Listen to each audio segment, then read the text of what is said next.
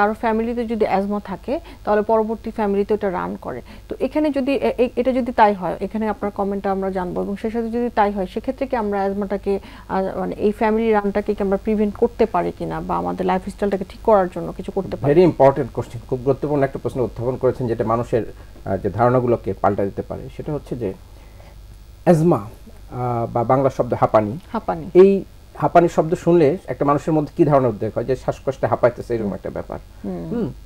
আর কিন্তু bronchial asthma শব্দটার যদি আমরা ডেফিনেশন নিয়ে আসি, যেটা শ্বাসনালীর সংবেদনশীলতা, হ্যাঁ, এবং যখন অ্যাটাক হবে সেনসিটিভিটি, এই শ্বাসনালীটা যখন হঠাৎ চেপে আসে ডিউ টু অ্যালার্জেন এক্সপোজার, যেহেতু ইরিটেন এক্সপোজার যেটা হলো ট্রিগার ফ্যাক্টর, তখন যে শ্বাসকষ্ট হয় এটাকে অ্যাজমা অ্যাটাক বলা হয়।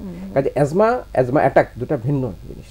অ্যাটাক একবারও হবে না আমার জীবনে যদি আমি সে ট্রিগারটাকে ওকে সম্পর্ক না দিই, কিন্তু অ্যাজমা যেটা এয়ারওয়ে হাইপার রেসপন্সিভনেস, এটা কিন্তু যে অ্যাজমা পেশেন্ট তার রয়ে গেল, এবং সে এটা কোথায় পেল, মোস্টলি দেখা গেল এটা 95% ক্ষেত্রে এটা জেনেটিক্যাল বা বংশগত, আপনি যে প্রশ্নটা করেছিলেন। কাজেই আমরা এটা প্রমাণ কিভাবে পাই, যদি আমরা একটা অ্যাজমা পেশেন্টকে ডায়াগনোসিস করি ফুল কেস অফ অ্যাজমা, তখন যদি আমরা ফ্যামিলি হিস্ট্রি নিই যে তার ভাই বোন কজন, দেখা যাচ্ছে যে 7 ভাই বোন, তার মধ্যে দেখা যাবে একই রকম এরকম সিমটম আরো 2-3 জনের মধ্যে আছে, 50% পেনিট্রেশন। তার ছেলে মেয়ে কয়জন, 2 সন্তানের মধ্যে একজনের আমরা পাবো এরকম। তার মা বাবার মধ্যে যে কোনো একজন, মায়ের বংশে আবার পাওয়া যাবে যদি মার থাকে, বাবার যদি থাকে তাহলে বাবার বংশে আবার পাওয়া যাবে। আমরা সার্চ করলেই পেয়ে যেতে পারি। কি পেতে পারি, এটা যে শ্বাসকষ্ট হাঁপাইতেছে এই জিনিসটা বাদ দিয়ে দিলাম, এটা আনতেই হবে না।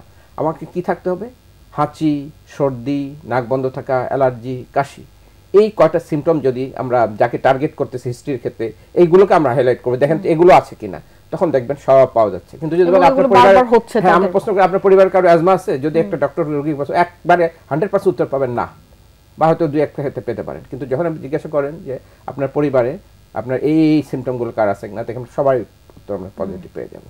কাজে আমাদের কোশ্চেন করার মধ্যে আমরা এটা নিয়ে আসতে পারি।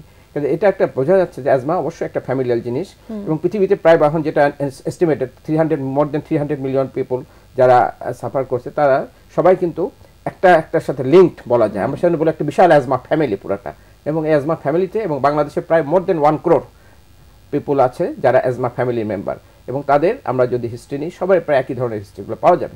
কাজেই অ্যাজমা অবশ্যই একটা পারিবারিকভাবে আসা একটা অসুখ। 95 আর কিছু অংশ যেটা 5 to কিছু 5% বেশি 5-7% হবে যারা আগে কোন ফ্যামিলি হিস্ট্রি ছিল না বা নেই, এটা আসলে long time environmental exposure, chronic irritation, যেটা লেট অনসেট অ্যাজমা, এইরকম একটা ডেভেলপ করছে। এখানে আদনান স্যারকে আমি একটু যোগ করতে বলবো, অনেকের খুব কমন একটা প্রশ্ন থাকে যে অ্যাজমা কি ছোঁয়াছুঁয়ি কিনা, মানে একজনের থেকে পাশের আরেকজনের বা ফ্যামিলি মেম্বার, ভাইয়ের আছে বোনের হবে কিনা, বা এরকম এই প্রশ্নটা আসলে অনেকের কমনলি থাকে। এখানে স্যার একটু আপনাদের বলার কিছু আছে কিনা? এখানে প্রথম কথা হচ্ছে অ্যাজমা কখনোই ছোঁয়াচে নয়। তাহলে এই কথাটা আসলো কোথা থেকে? আমি ডক্টর মামুনের কথা যিনি বলছিলেন, ওই যে বংশগত একটা ব্যাপার আছে, যে কিছুটা যদি আপনার কারো থাকে, ফ্যামিলিতে কারো থাকে, পরবর্তীতে অ্যাজমা হওয়ার সম্ভাবনা থাকে। তখন একটা ভাইয়ের যখন হয় আর একটা বোনের যখন হয়, তখন মনে হচ্ছে যেটা ওটা ছোঁয়াচে, আসলে তা নয়। আরেকটা জিনিস আমি এমফেসিস দিব, যে ফ্যামিলিতে থাকলেই অ্যাজমা হবে না। আমাদের এনভায়রনমেন্টাল ফ্যাক্টরগুলো যদি আমরা প্রিভেন্ট করতে পারি, যেটা মামুন বলেছেন, যে এনভায়রনমেন্টাল ফ্যাক্টরের মধ্যে আমি অলরেডি বলেছি কিছু ডায়েটিক ফ্যাক্টর আছে, খাওয়া দাওয়ার ব্যাপারে কিছু ফ্যাক্টর আছে, অ্যালার্জেন ফ্যাক্টর আছে, তারপরে যে আমি বলছি কিছু লাইফস্টাইল মডিফিকেশন আছে, এগুলো যদি আমরা ঠিক মতো করি, দেখা যাচ্ছে আপনার বংশগতভাবে তো অ্যাজমা আছে, এয়ারওয়ে হাইপারসেনসিটিভিটি আছে, কিন্তু ওই বাচ্চাটা আর অ্যাজমা ডেভেলপ করবে না। কেমন?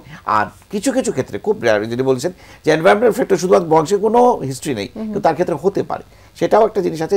তাহলে আমাদের একটা ইম্পর্টেন্ট জিনিস, আমরা বংশগত ব্যাপারে আমরা কিছু করতে পারবো না, কিন্তু এনভায়রনমেন্টাল ফ্যাক্টরকে আমরা চেঞ্জ করতেই, মানে যেটা মডিফাই করতে পারবো আমাদের এনভায়রনমেন্টের মধ্যে যেটা আছে, সেটার ক্ষেত্রে কিন্তু আমাদের এডুকেশনটা ইম্পর্টেন্ট করতে হবে।